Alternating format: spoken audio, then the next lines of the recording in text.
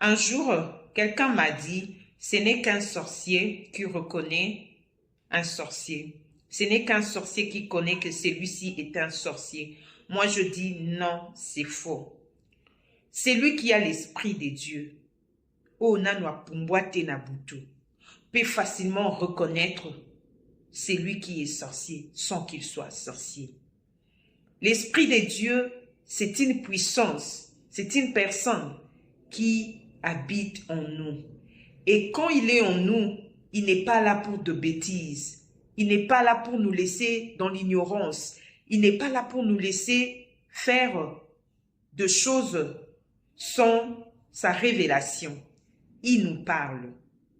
Et quand tu marches dans la crainte de Dieu, quand tu marches à l'obéissance de la parole de Dieu, l'Esprit de Dieu va vraiment t'ouvrir les yeux et les oreilles spirituelles.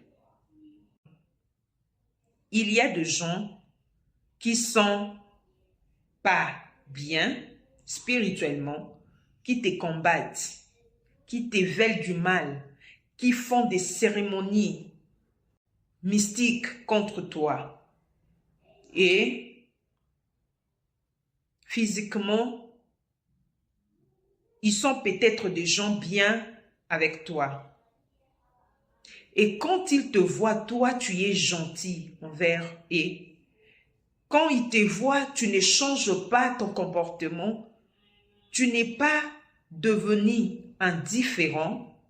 Ils se disent, sûrement, il est ignorant de ce que nous lui faisons. Parce que s'il était conscient de ce que nous lui faisons, il allait changer son comportement. Il allait commencer à nous éviter. Il n'allait plus être gentil envers nous.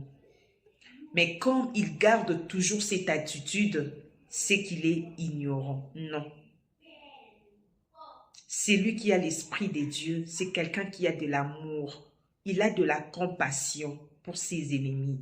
Toi, tu peux être son ennemi. Tu peux être quelqu'un qui les combat par la sorcellerie, la jalousie, la haine, peu importe.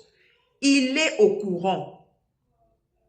Mais l'esprit de Dieu qui est en lui ne lui permet pas de changer son comportement envers toi.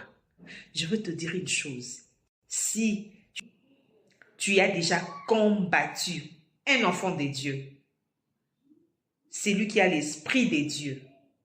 Peu importe tout ce que tu fais pour couvrir ta méchanceté, tes œuvres de ténèbres,